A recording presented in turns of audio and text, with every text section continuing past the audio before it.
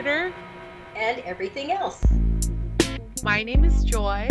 And my name is Cheryl, and Joy and I are two very old friends who are going to be talking about murder and everything else. And welcome back. And a quick reminder that this podcast is not for kids. No, definitely not, especially today. Did you know that People magazine, Cheryl, has announced the 2023, well, it's not People magazine anymore, it's just People's, because there's People website and all that. The sexiest man alive is Patrick Dempsey. Yes, I do know that. And for all of you ages out there, Patrick Dempsey is 57. Yeah. And he is well known for his portrayal of Dr. Derek Shepherd on the hit ABC series Grey's Anatomy. But I went back to look at his most memorable roles, and the first major film that I remember him being in, because I finished high school in 1987, was Can't Buy Me Love, which came out in 1987. He was in Loverboy in 89. He was in With Honors in 94. He was in Scream 3 in 2000. He was in Will and Grace in 2000 and 2001. He was also in the movie Sweet Home Alabama with Reese Witherspoon in 2002. And then he was in Grey's Anatomy from 2005 to 2015. There was a break, remember? And then he came back in 2020 to 2021. He was in Enchanted, which my kids loved, in 2007. And then did you know they made a follow-up called Disenchanted in 2022, which I have not seen? No. He was in Maid of Honor in 2008. He was in Bridget Jones's Baby in 2016. Did you see that? No. Oh, I love Bridget Jones. I know. Did you see that one? Yeah. He was great. Yeah. She doesn't know who the baby daddy is between Colin Firth and Patrick Dempsey. So they both end up like throwing their like personal feelings to the wind and showing up to all the like prenatal visits and blah blah. It's very funny. And he actually does he kind of plays like a young, not young, but he plays like a very like outgoing kind of venture capitalist, like young kind of Silicon Valley entrepreneur type character. He's always riding his bike here and there. And Colin Firth is like this uppity, like stick up his arse barrister who's very like, proper and wears proper clothes. And, so Bridget has to choose between, these two guys, but also they're so different from each other. He did a great job in that film. And, Yeah, and he's a very good looking man. But he really is. The last thing he did was in 2021, it sounds like, right? The last big film, I'm sure his IMDb would list him as having done, a multitude of other things. Oh, I just have not seen or heard his name in the celebrity news. So I was really surprised when he was named. And wasn't he a sexiest man before in the past? I don't know if he was a sexiest man before, but I will say that if you look at, apparently he's in 2 films this year. That Ferrari film, he was in that, and he was in a film called Thanksgiving.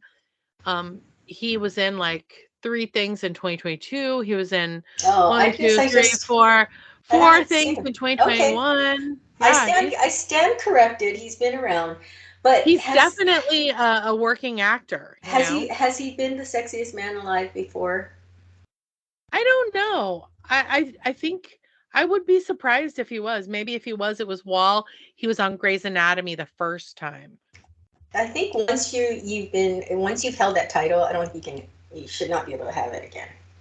That's my take on it. Well, you know who else has an IMDb profile? Oh. You! name. I'm gonna live forever. Oh boy. Why isn't there a sexiest And woman alive?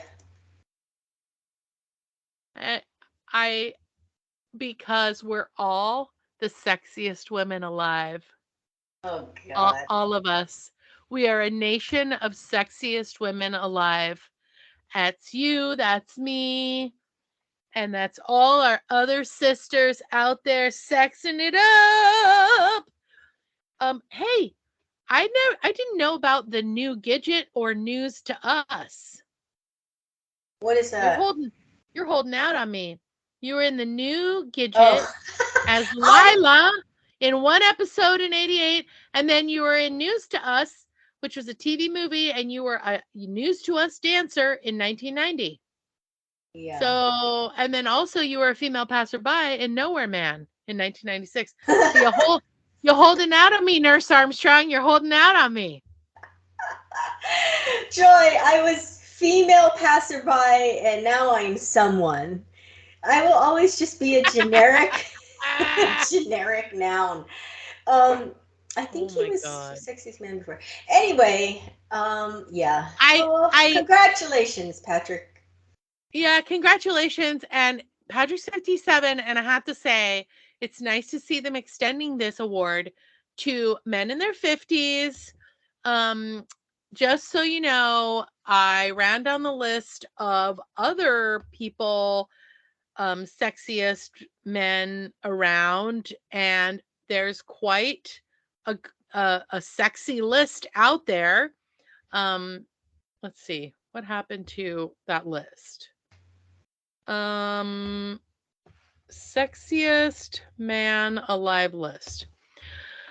Okay, so last Hello? year the sexiest man alive was the guy from um Captain America. He's pretty sexy, Chris Evans. Evans? The year before was Paul Rudd, which I have to tell you, I don't think Paul Rudd is not active, but I would call him sexy funny man alive because he's a very funny actor. And unfortunately, I tend to not find, I don't know, I just don't find him sexiest. Some Before people that was think, my, some people yeah, think I know. funny is sexy. Before that was Michael B. Jordan. Hmm Oh la. he And the definitely the year deserves that before award. that was John Legend. Oh la again. Oh, you And like him? oh, if man, he can sing, girl. And the year before that was um my second husband, otherwise known as Mr. Idris Elba. Anyway, I have to say that I'm a little surprised because I guess you would think of the sexiest man alive being somebody who was more high profile. And I hmm didn't think of but I mean, I guess, That's Patrick what I meant, Dempsey. high profile. Yeah, I don't. I was Yeah, surprised. Well, is your third husband? Was he ever sexiest man alive? who's my third husband? Jason Mimosa. Oh, You know I my sister. I My gotta be sister. honest. I Hold think on, that hold on. Jason Momoa would just be the side piece. I don't think he would be a husband. Oh, okay. Well, anyway, was your side piece? My sister was so sweet. She texted me and she goes, "You know his last name's not Mimosa, right?" I go, "Yeah." I said, "Inside joke." Hilarious. Oh my gosh! All right. Well, I think we better get a move on. We better get a move Okay. on. Anyway, guys. Oh, you know What? what we haven't done? We haven't talked about our highs and lows. Cheryl, you want to take us into our highs and lows? Yes, really quick. It's going to be really short and sweet. My low Okay. is that, I'm recovering from knee surgery, and at the time that we're recording this, it's 4 weeks since my surgery. And I was doing really well up until last week, and my therapist was cheering me on, and he was so excited because, I think it reflects on him too, right? And I think he was ready to discharge me this week until I showed up on Monday and said, I'm in a lot of pain. So I have taken a step back. I've had a setback. I don't know why. And so that's my low. So I'm limping. Oh, I told him I'm limping because it hurts. He goes, don't do that. And I said, okay. I mean, easier said than done when you're in pain to right? not limp. But he told me the limping is actually making things worse, which I get. But you try Mhm. not limping when you have pain somewhere in your leg. I'm telling you, it's a real feat. Anyway, but It's my not the pit, it's the bone. It's the bone on that's bone. the bone on bone. Well, it's no longer bone on bone because I have some kind of metal plastic piece in between my. Don't tell the people it's not bone on bone, because I mean, come on. God, No, now we can't you copyright bone on bone and use no, that. you can because my right knee. That was my left knee. My left knee is the one I got the Oh, surgery on. okay, My phew. right knee is still bone on bone. So Okay, we're phew. still good, and I don't plan to get it after this experience. I don't plan to have it operated on for a while, so we can still go with bone on bone. Um, and then my high, it's so when they say it's the small things in life that matter. Okay, Mhm. this is really small, and I'm sure people are going to be like, "Good Lord," but I have to tell you, it made me really happy. So my sister-in-law who lives here, Tony, her birthday was yesterday, and I went and picked up a cake. And as I was looking at the selection, I wanted chocolate cake. Even though I didn't, it was her birthday. I also didn't know what her favorite type of cake was. I should know that, but I don't. And I prefer chocolate or red velvet over white cake. And so they had a chocolate cake with the chocolate frosting, and it was huge. And I thought, it's kind of big. And then I saw this other really pretty cake. Like it was like, you know how they do that thing on this, it looks like airbrushing almost. So it was pink and white. And then it had these pretty pink, yellow, and white roses on the top. And I was like, but I saw vanilla on the side of the cover. And I was thinking, oh man, I really want to get the chocolate one, but the other one is prettier and it's for a celebration. And sometimes it's all about presentation. Never mind what it tastes like. So I went with the prettier, Exactly. right? So I went with that one. I had "Happy Birthday, Tony" written on it and whatnot. And then I bought it actually the night before. So yesterday morning, I'm now I've looked at this thing many times. I don't know why. Finally, yesterday at some point, I look at the sticker on it and it says vanilla icing. And below it, it says chocolate cake. And I'm like celebrating. I'm telling Kevin, oh my God, it's a chocolate cake. And Joy, I'm going to tell you, so I listened to another podcast where they talk about mysterious things, paranormal things, and whatever. And I heard this one story where this lady could not find her keys and she's looking all over the place and she finds it under her hand towels in the linen closet. Now there's no way that she would have put it there, so she swears like she has fairies or something in her house. I swear that sticker was not there. I swear to you, because I did not see it. And then I finally saw it after hours of having this cake in the fridge, Hilarious. and it said chocolate cake. Huh. Anyway, that was my high because when we served it, I was so happy, and I said, I think I was happier than she was. But yeah, it was just a nice little surprise. I know it sounds kind of out Nice. there, but it Well, was a high. Cheryl, Cheryl, I will say that you and I both had this happen where you're like, "Where's my phone? Where's my phone? Where's my phone?" And you're carrying it around in your hand. So it is very possible to overlook something like a sticker or overlook a I know. label. I know. I'm joking. It's I'm very joking about the possible. sticker. Or like you'll be like, huh, like I just took a pair of jeans back that I bought over 60 days ago, and there's a big sign that says 30-day returns only. And I'm like, come on, I can't wear them. I was like, what am I gonna do with these jeans? And luckily they took them back, but Oh, whatever. when they So saw it's you very, crying, when they saw you yeah, crying. right. Crying about pants. All right. I'm gonna talk about my highs and lows really quickly. My high is that a friend of mine, someone, gave me a sticker, and on the sticker are one, two, three, four, five, six, 7 images of Idris Elba. It's a very cool sticker. They bought it online. And my low is I don't know where to put the sticker because wherever I put it, it has to be a permanent, like it has to be the permanent residence of the sticker. But it's such a cool sticker. I don't want it to go somewhere that like later on I'm going to be sad because I'm going to have to rip it off or it's going to get torn up or it's not going to be visible.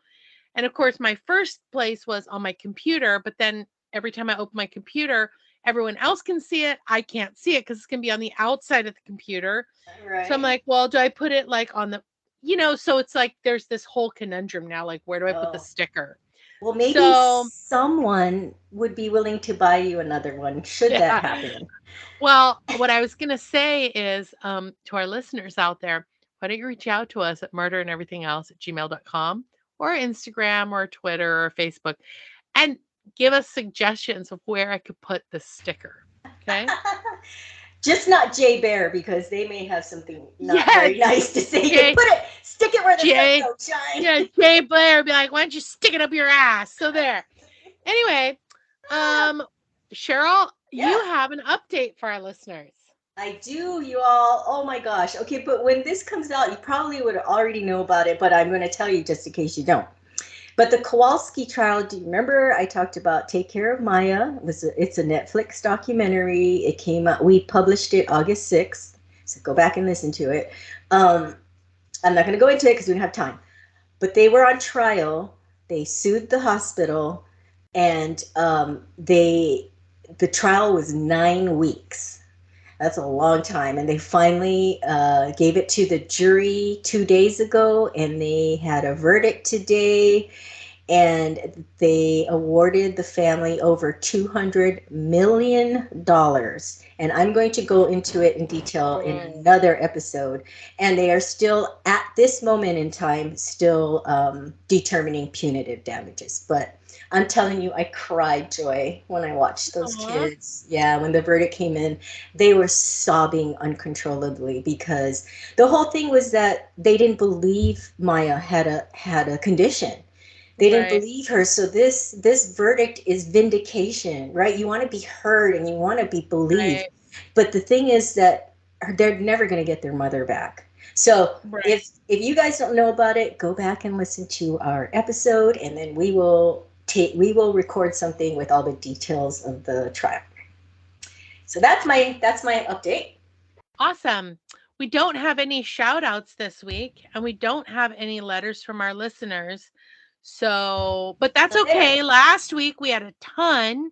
So, 1 week on, 1 week off. It's okay. We'll take this week off, but we'll come back next week, hopefully, with some letters from our listeners. So, there you have it. Yeah. There you Anyway, go. guys, we are heading right back to murder this week. So, take it away, We Cheryl. are. Yes, we are. Okay. You had to have been living under a rock if you have not heard about this case. And if you have not heard about it, I'm sorry. I don't mean to offend you, but this was splashed across magazine covers and newspapers. 'Cause that's how long ago it was. I mean, now everything's on the internet, but this was, before when it was just all hard copy, it was splashed all over, and it's popped up throughout the 18 years since she went missing. We are going to talk about Natalee Holloway. And if you have not been following this case recently, there has been a conclusion to it, which is incredible because it was one of those cases where you thought the family would never get answers to and they would never know what happened to her. But Right. there has been some resolution. So while all the headlines used to say the disappearance of Natalee Holloway in the past, it's now the murder of Natalee Holloway because we know what happened to her. But I'm going to go back and tell you about, or talk about, if you already know about it, what actually happened back in the day when she went missing. So Natalee Ann Holloway was born on October 21st, 1986. She was an 18-year-old American whose disappearance, like I said, made international news after she vanished on May 30th, 2005 in Aruba. Natalee lived in Mountain Brook, Alabama, and graduated from Mountain Brook High School on May 24th, 2005, just days before the trip. So she just graduated from high school with her whole life ahead of her. So, like I said, her disappearance resulted in a media sensation in the United States. And there was a lot of coverage for years. And then every once in a while, it would pop up again. So it's incredible that there was a conclusion to it. Anyway, on Thursday, May 26, 2005, Natalee and 124 fellow graduates of Mountain Brook High School arrived in Aruba for a 5-day unofficial graduation trip.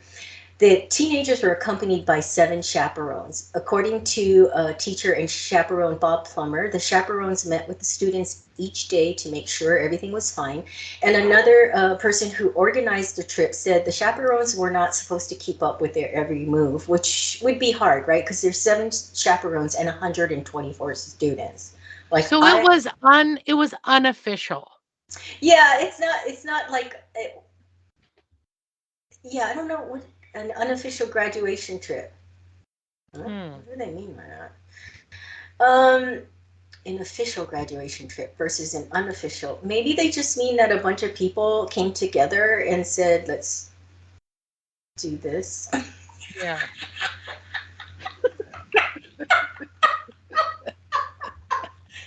which I guess is the definition of an of an unofficial graduation trip.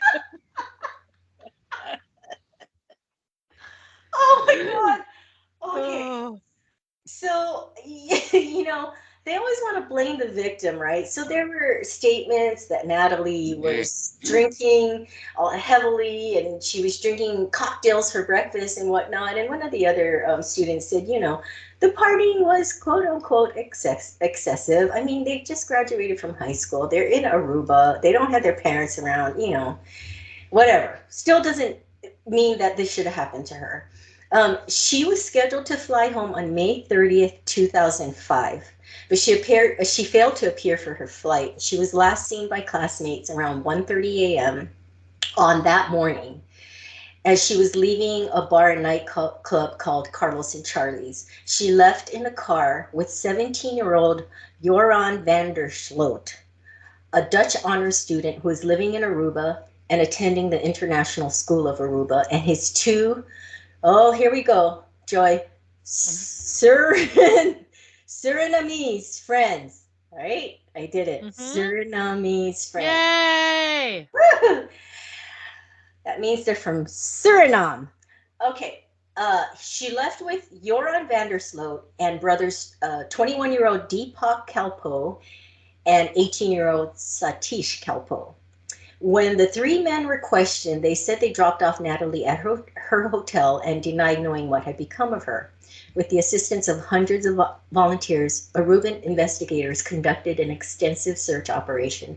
American special agents from the FBI, 50 Dutch soldiers, and 3 specially equipped Dutch Air Force F-16 aircraft participated in the search. In addition to the ground search, divers searched the ocean for Natalee's body. She was never found. On December 18, 2007, Aruban prosecutors announced that the case would be closed without charging anyone with the crime. So this is 2 years after her disappearance. However, the Aruban prosecutor's office reopened the case on February 1st, 2008, after receiving video footage of Joran van der Sloot under the influence of marijuana, saying that Natalee died on the morning of her disappearance and that a friend had disposed of her body. Joran later denied that what he said was true, and in another interview said he had sold Natalee into sexual slavery, and he later retracted his comments. I remember seeing that video. It's so frustrating. Immediately following Natalee's missed flight, her mother, Beth Holloway, who she married, Natalee's biological parents were divorced. So you will see, if you look up articles, you'll see the last name Twitty, who is Natalee's stepfather. So her mother, Beth, was married to George Twitty. So the both of them flew with friends to Aruba by private jet. And within 4 hours of landing on the island, Beth and George presented the Aruban police with the name and address of van der Sloot, Joran van der Sloot, who was the person with whom Natalee left the nightclub. So Beth was able to give the Aruban officials his full name because someone, a night manager at the hotel, who recognized him, van der Sloot, on a videotape, gave the name to her. And that, that's pretty incredible for her to get the name of someone right away, right? This is another country. Imagine this happening to you, having to go that far away and try to start an investigation. Like, I thought about that. Like, you really have to rely on people coming forward, Right. otherwise you're just nobody. I mean, so Beth, George, and their friends went to van der Sloot's home with two Aruban policemen to look for Natalee. Van der Sloot initially denied knowing Natalee's name, but he then said that he drove Natalee to the California Lighthouse area of Arashi Beach because Natalee wanted to see sharks at 1:30 in the morning. Okay? Does that make any sense? He says they later dropped her off at a hotel around 2 a.m. According to van der Sloot, Natalee fell down as she exited the car but refused his help. He stated that as he and Deepak were driving away, Natalee was approached by a dark man in a black shirt similar to those worn by security guards. American law enforcement cooperated substantially with the Aruban authorities from the early days of the investigation. And U.S. Secretary of State Condoleezza Rice stated to reporters that the United States was in constant contact with the Aruban authorities. And then another state official indicated that substantial resources were being applied to the case as Aruba officials continued to ask for more assistance. So now on June 9th, van der Sloot and the Kalpoe brothers were arrested in connection with Holloway's disappearance, but on September 3rd, a judge ruled there wasn't enough evidence to hold them and they were released. At the time, van der Sloot's attorney said his client would be returning to the Netherlands to lead a normal college life.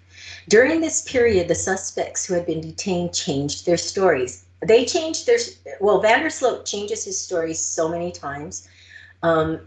Yeah, you get a real feel like that he's a pathological liar. I remember the interview where he said that she was sold into sex slavery, and it was like it was like he had no regard for the fact that he was coming up with a different story Story, yeah, every every time. time he was being interviewed. Yeah, and you know what is incredible?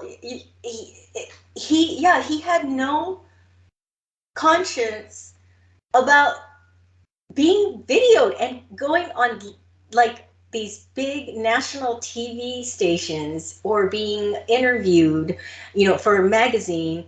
And he had no qualms about just changing his story constantly. Like, if it were me, I Yeah. would just keep my mouth quiet and not do any interviews. But it worked for him for 18 years. But it is incredible. So even as I think obviously there's something very wrong with him. So he didn't feel anything. I saw him on one interview at some point saying, "Yes, I lied, and I'm going to continue to do it." Basically, he's like, "Yes, I know I changed my story many times, and I'm going to continue doing it," which he Mhm. stood by his word, that's for sure. Um, so the three suspects, van der Sloot and the two Kalpoe brothers, um, they indicated that van der Sloot and Natalee were dropped off at the Marriott Hotel Beach near the fishermen's huts. Van der Sloot stated that he did not harm Natalee but left her on the beach. According to Satish Kalpoe's attorney, van der Sloot called Deepak to tell Deepak that he was walking home, and he sent him a message 40 minutes later. But at some time during the interrogation, van der Sloot detailed a third account that he was dropped off at a home and Natalee was driven off by the Kalpoe brothers. So it's incredible. It's the same interrogation and he's changing his story in the middle of it. It's not even from interview to Interesting. interview. It's like within that same interview. Following hearings before a judge, the Kalpoe brothers were released on Monday, July 4th, but van der Sloot was detained for an additional 60 days. On July 4th, the Royal Netherlands Air Force deployed three F-16 aircraft equipped with infrared sensors to aid in the search, but the results came up empty. In March 2006, it was reported that satellite photos were being compared with photographs taken more recently, presumably from the F-16s, in an attempt to find unexpected shifts of ground that might be Natalee's grave. I think this ties back to what I had said earlier about the F-16 aircraft. Um, after a, I'm just going to talk briefly about some of the witnesses and some theories that came up. So after a local gardener had come forward with information, a small pond near the Aruba Racket Club close to the Marriott Hotel Beach was partly drained between July 27 and July 30th, 2005. The gardener claimed to have seen Vandersloot attempting to hide his face as he drove into the racket club with the Kalpo brothers on the very early morning of May 30th between 2:30 a.m. and 3 a.m. Another person known as the Jogger claimed to have seen men burying a blonde-haired woman in a landfill during the afternoon of May 30th. The police had searched the landfill in the days following Natalee's disappearance. After the Jogger's statements, the landfill was then searched 3 more times. The FBI used cadaver dogs to assist in the recovery operation, but the searches were fruitless. Natalee's family initially offered $175,000 and donors offered $50,000 for her safe return. 2 months after her disappearance, the reward was increased from $200,000 to $1 million, with a $100,000 reward for information leading to the location of her remains. In August 2005, the reward for information leading to Natalee's remains was increased from $100,000 to $250,000. In the months following his release, Vandersloot gave several interviews, this is what we're talking about, that explained his version of events. The most notable interview was broadcast on Fox News over 3 nights in March 2006, a 3-part interview. During the interview, Vandersloot indicated that Natalee wanted to have sex with him, but he did not because he did not have a condom. That's so nice and kind of him. He stated that Natalee wanted them to stay on the beach, but that he had to go to school in the morning. According to Vandersloot, he was picked up by Satish Kalpo at about 3 a.m. and left Natalee sitting on the beach. In August 2005, Satish Kalpo's attorney stated that his client had gone to sleep and had not returned to drive Vandersloot home. So he's contradicting Vandersloot's testimony or his statement.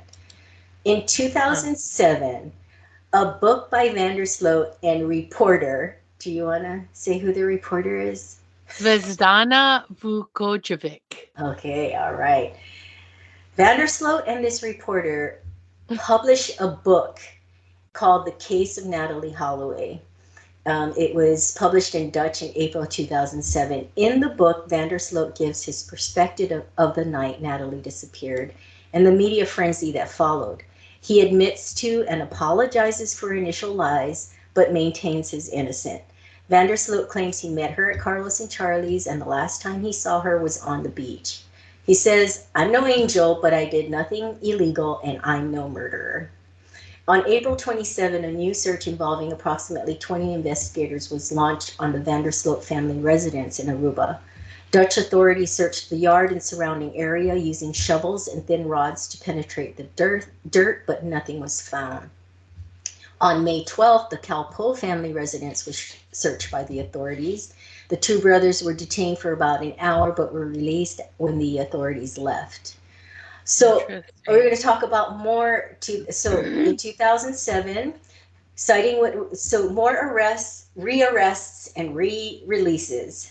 Citing what was described as newly discovered evidence, Aruban investigators rearrested Vandersloot and the Kalpo brothers on November 21st, 2007 on suspicion of involvement in, quote, manslaughter and causing serious bodily harm that resulted in the death of Natalee Holloway, end quote. Because at this point, they don't have her body, right? So they don't know. This is the most that they can charge them with. Vandersloot was detained by Dutch authorities in the Netherlands, while the Kalpo brothers were detained in Aruba. Vandersloot was returned to Aruba, where he was then incarcerated. On November 30th, a judge ordered the release of the Kalpo brothers. Vandersloot was released without charge on December 7th due to lack of evidence implicating him, as well as the lack of evidence that Natalee died as the result of a violent crime. On December, Here's I just want to ask a question really yeah, quickly. How, okay, so the Vandersloot, I'm sorry, the Calpo brothers are friends with this Vandersloot character. right? Have they, I mean, has it come out? Have they ever been arrested or under suspicion for any crimes before this? That's a good question. I Petty do. petty theft, like intimidating, somebody, or fighting in a bar, or public disturbance, or public drunkenness, or driving under the influence. There's so many crimes, and Aruba is a small island nation, and it's very small. I've been to Aruba, so I know it's very tiny. So on these island countries, a lot of times people know who the bad eggs are, and they Mhm. know who the troublemakers are. And, it's like if you got a neighbor who's got a problem, everybody on the street knows who that person is. So I'm just saying, like, small towns, they know, oh, that kid's been in a lot of trouble. He started drinking young. He, acts crazy. He gets in fights, blah, blah, blah. I mean, I'm not going out on a limb here. I grew up in, I lived in a small town for a portion of my teen years. Everybody knew who was getting into trouble in the town. Right. So on this small island country, there has to have been some history between the Calpo brothers and this Vandersloot kid. So why don't we have any more information about that? Yeah, I don't know about the Calpo brothers, but Vandersloot, I'll get into it later. Yeah, he was linked to a bunch of other types of Interesting. crimes. So, yeah, and like I said, did I already say this? But his mom said that he had issues and there was something wrong with him. I mean, I don't know what Uh, you do. I mean, what do you do as a mother? I mean, I'm sure you don't think your you child is a move. little, well, if your You child is a little off socially or is a little rough and is getting into petty crime, what do you do at that point? Seriously, like I don't have kids, but Well, I think about the parents. Like, what can you do? I mean, I will say one of the things that I think is really helpful now is that we know so much more about mental health issues and other kinds of disorders or disabilities that would also affect somebody as far as like their performance in school, or how they get along with other people, or their inability to hold down a job. Or so I think we know a lot more. And, again, maybe he didn't have the support he needed, when he was younger. Who Yeah, knows? that's true. I just think it's really rough on parents that have challenging kids because I'm sure you don't think they're ever going to shoot up a school or you don't think they're going to go out and kill somebody. You know, Yeah, your mind probably cannot comprehend it at that point. You know, right. just because your son or daughter's a little off.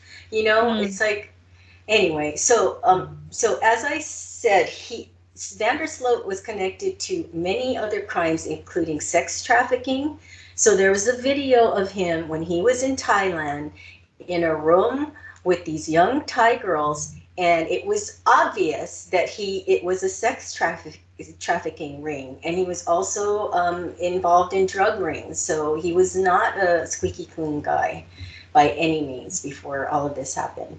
Um, on January 31st, 2008, a Dutch crime reporter, and tell me if you've seen this video, he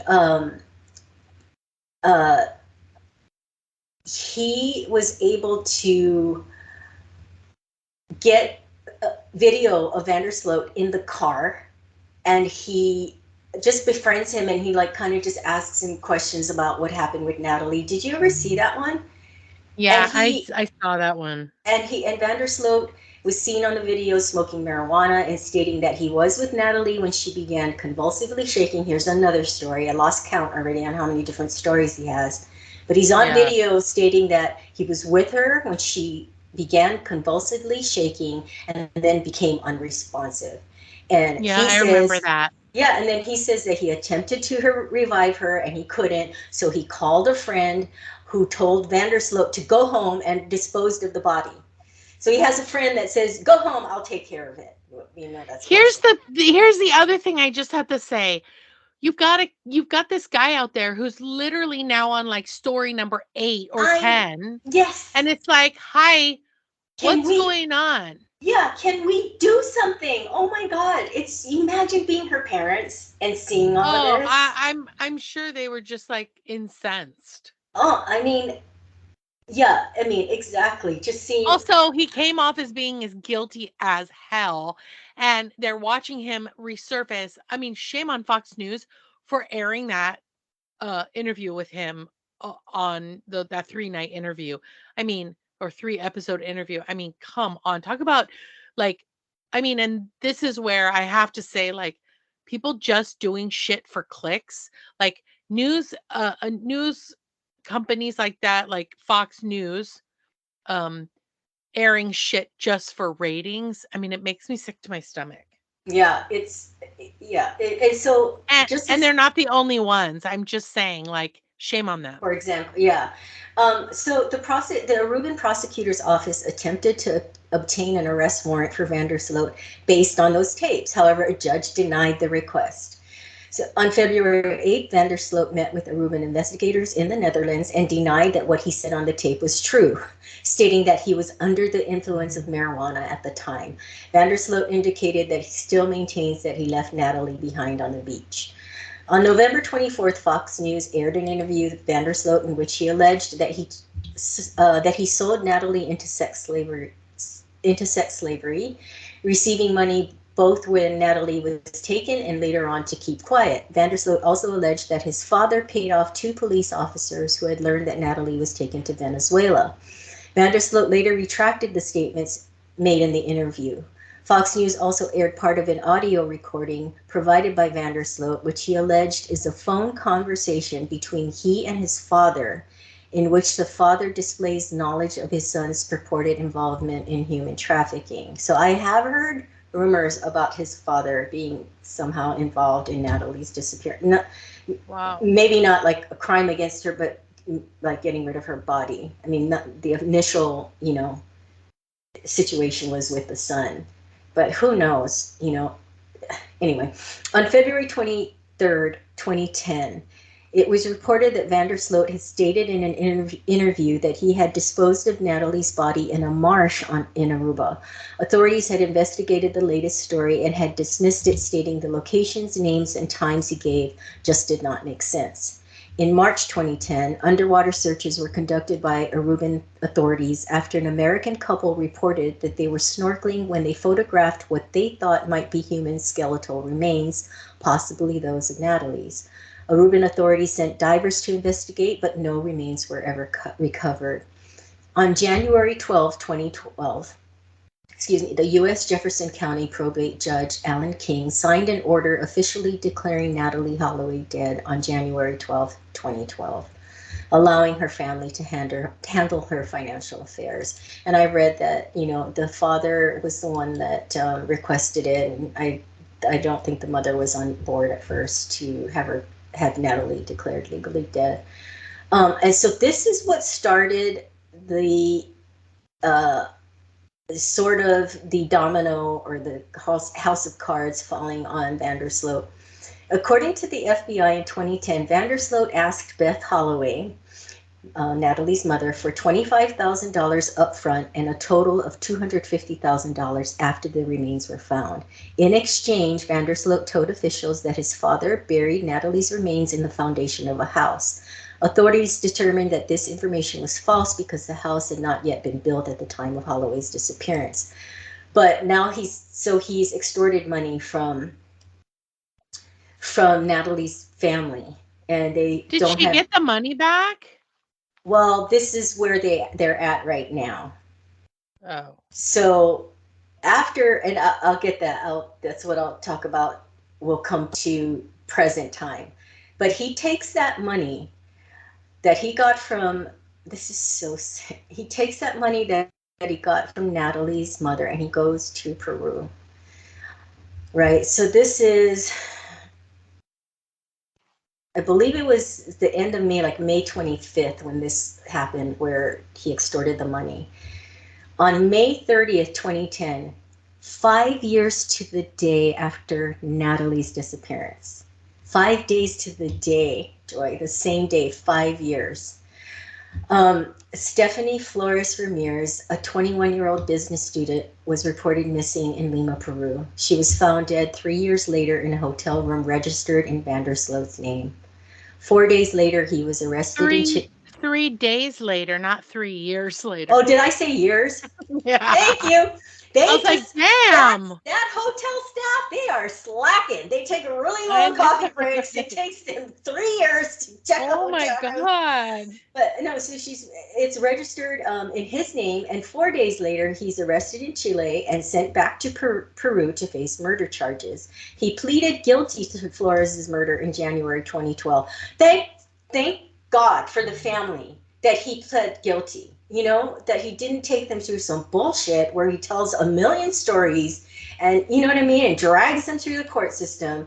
So he pleaded guilty to her murder, saying he believed, listen to this, saying he believed she found something related to Natalee Holloway's disappearance on his laptop. I mean, can you not? Have they taken the laptop and done forensics on it? I'm sure they did. This was back in 2010, and the dude's still not arrested for Natalee's disappearance. This is what I'm saying. I'm like, how much more? Why are the court? Why is the court and the law so handcuffed that we can't get this guy? Why couldn't we get him before he killed Stephanie? You know, it's freaking and then well, it's infuriating. It is. I get so upset about it. So he says, I did not want to do it. The girl intruded into my private life. She found, I'm saying this, she found, you know, info on the other girl I murdered. How dare she? You know, so stupid. Know. She didn't have any right. I went to her and I hit her. She was scared. We argued and she tried to escape. I grabbed her by the neck and I hit her. So anyway, he pleads guilty, and on January 13, 2012, he was sentenced to 28 years imprisonment for Flores' murder. Okay, so he's in prison in Peru. Now, on June 3rd, 2010, the U.S. District Court of Northern Alabama charged Vandersloot with extortion and wire fraud. Okay, so he gets the money, right? He extorts the Holloways. Right. He takes that money. He goes to Peru. He kills another girl. It was, you know, after she was killed and the family found out and his name came up, Stephanie's father went and searched his name on the internet, and when he saw who this was, that this was the person that was connected to this American girl, Natalee Holloway's disappearance, he couldn't believe it. He was like, he just couldn't believe it. He was just so upset. So on June 3rd, 2010. And if he had not been arrested for that Stephanie girl murder, I'll guarantee you he would have murdered other people too. Like, he was waiting to get away with it again and again. Well, and here's the other question. Do you think he killed someone before Natalee? Probably. This is, you know, it's so freaking frustrating and sick. So the U.S. District Court of Northern Alabama charged Vandersloot with extortion and wire fraud. The U.S. attorney issued an arrest warrant through Interpol to have Vandersloot prosecuted in the United States. On March 9th, 2014, the Peruvian government announced that Vandersloot would face extradition to the U.S. in the year 2038 because they wanted him to finish his sentence, you know. So, So 2010, Alabama wanted him to be prosecuted in the United States, but, you know, these countries are fighting over this dude because it's like, no, he has to, you know, do his thing here. And you know what I mean? He's such a bad guy that we've got all these countries trying to get him to, you know, face consequences in their country. So Finally, on March 9, 2014, the Peruvian government announced that Vandersloot would face extradition to the U.S. in the year 2038 to face charges of Oh my extortion and wire God. fraud after his completion of his 28-year sentence in Peru for the murder of Stephanie Flores. So it's like, you got to wait your turn. You got to take one of those numbers at the deli and like Yeah, wait your right. turn. Right. Yeah, so now we're coming to this year. On May 10, 2023, Peru agreed to extradite Vandersloot to the US to face federal charges on the condition he be returned to Peru to finish out his sentence after any trial concludes in the US. On June 8th of this year, Joran Vandersloot was officially extradited from Peru, where he was serving his 28-year sentence for the 2010 murder of Stephanie Flores, to the United States. On June 9th, he was arraigned in the federal court in Birmingham, Alabama, on one count of extortion and one count of wire fraud against Beth Holloway, Natalee's mother. He pleaded not guilty to each charge. And, through all these years, his parents, his mother has been the one that's been in the public eye mostly, just not giving up hope that she would find her or find out at least what happened to her. Um, Right. and her father as well, her biological father, but you will always see more about about Beth, her mom.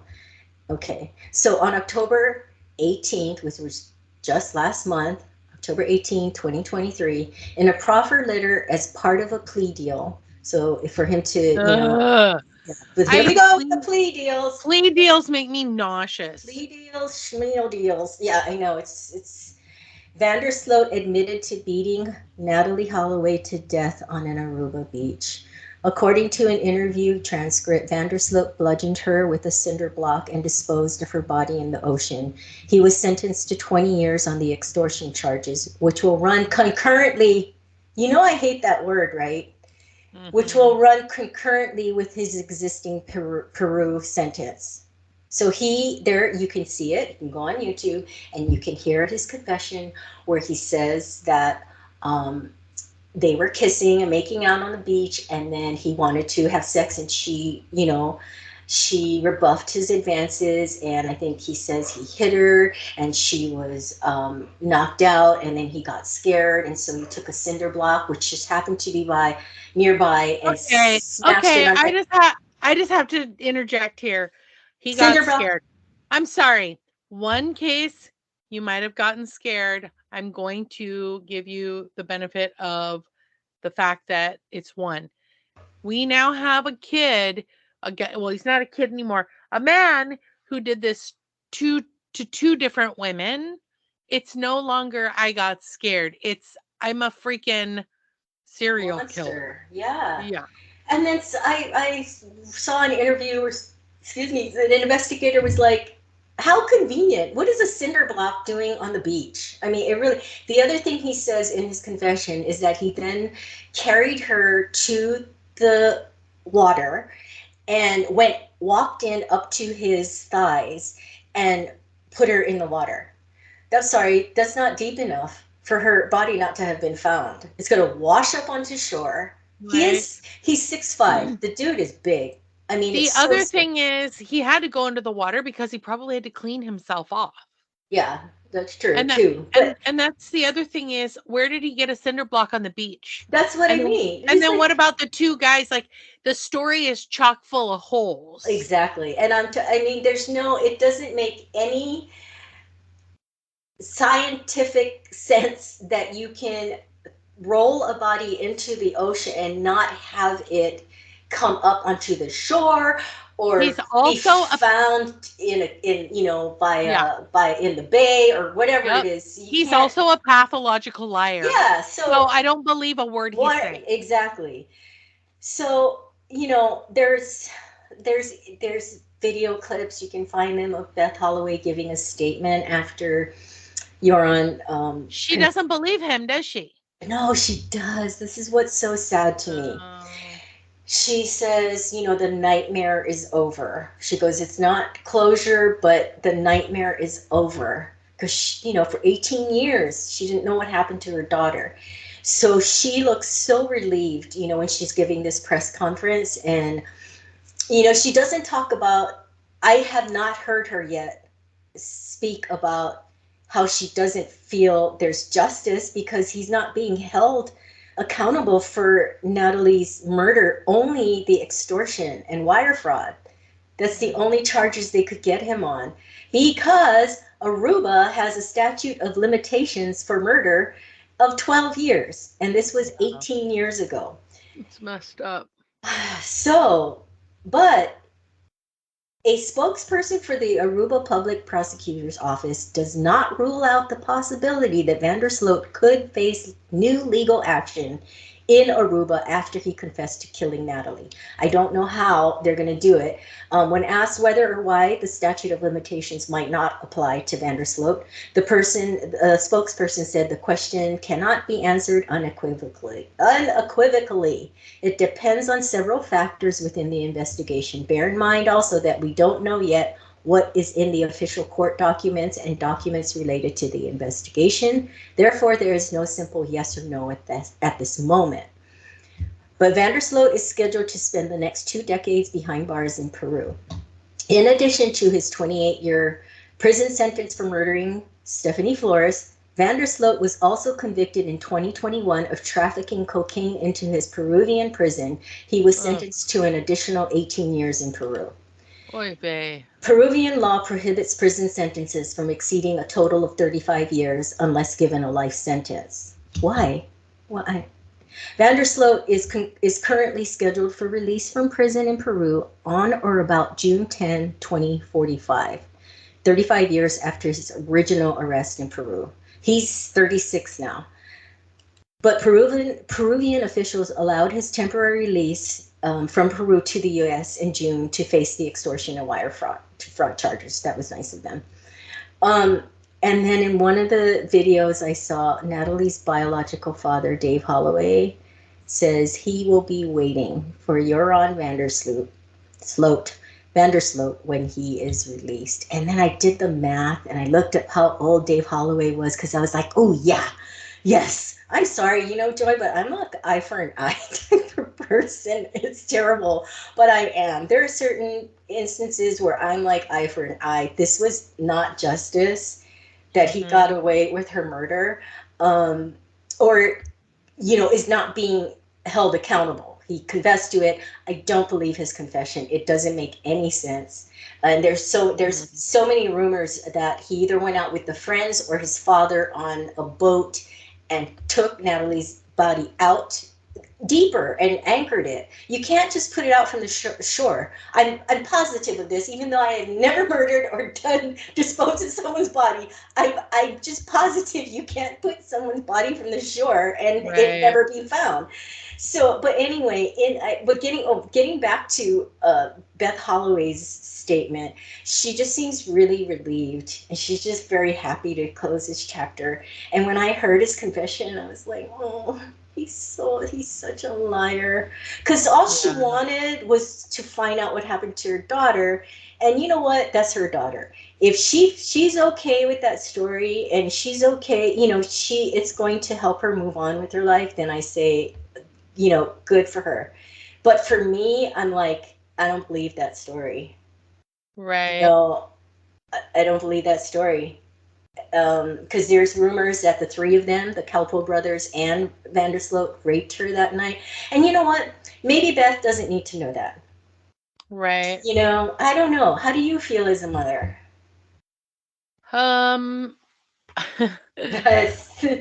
I don't know how I could.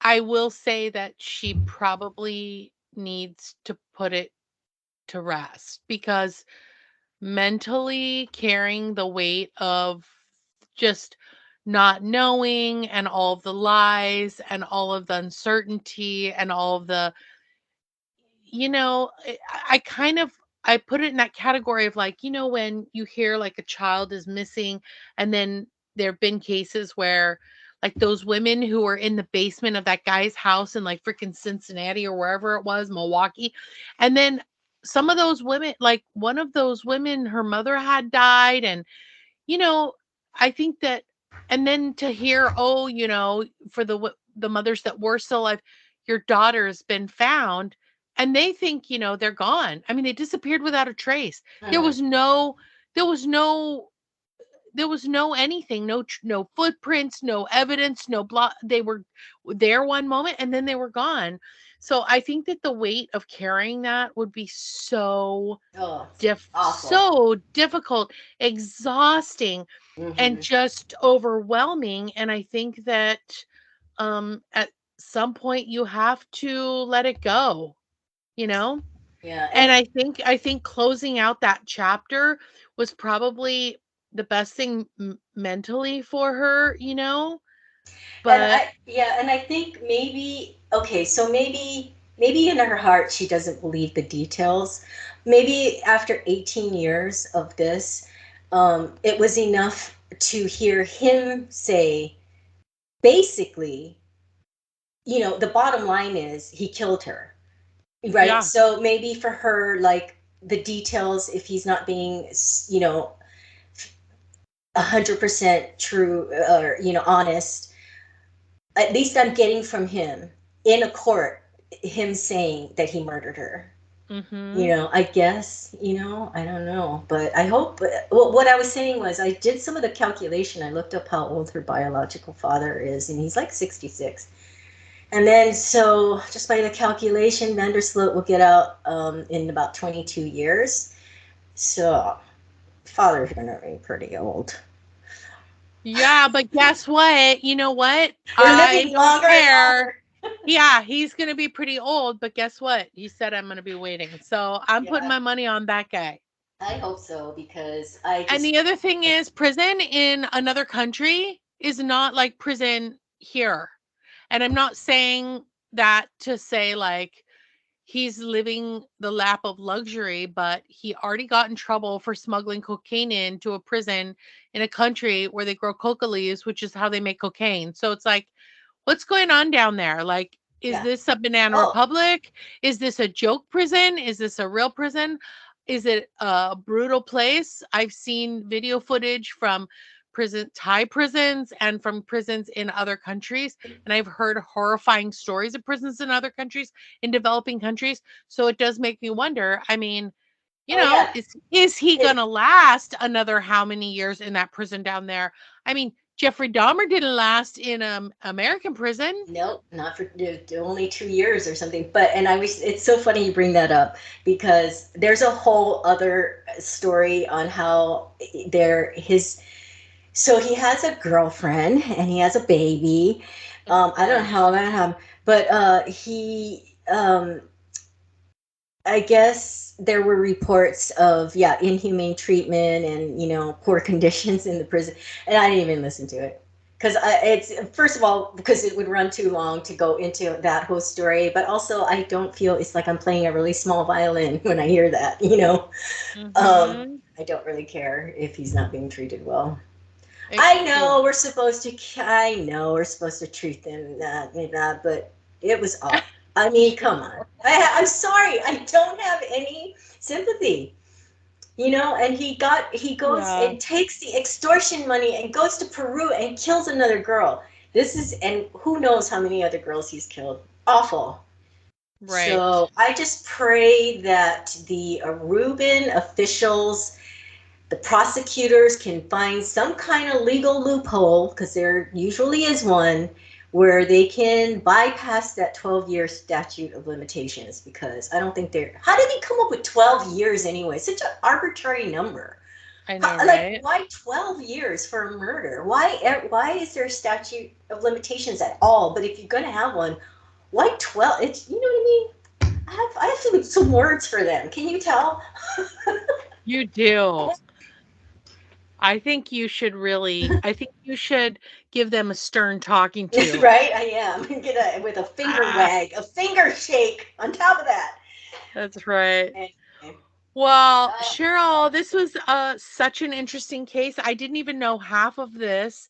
So I feel like you really you know, Just cheered up the Did room. no, you did good by Natalee Holloway by bringing Yeah. attention to this, and also I appreciate all of the research you put into this because, like I said, I didn't know any of this. Um, just like I don't know any of the other stuff either, any of these other murder cases. But I got a ton of them. you do, you guys, just buckle up. She's got more. Oh yeah, we're But just anyway, even though this was a horrible, horrible. horrible crime, you know what else is a crime? What's that, Joy? That we are out of time. Oh man, we are. Well, thanks for listening, everyone, and don't complicate your day. All creativity, commentary, and opinions in this podcast belong to Cheryl and Joy. Music composed and mixed by Gabe McKeon.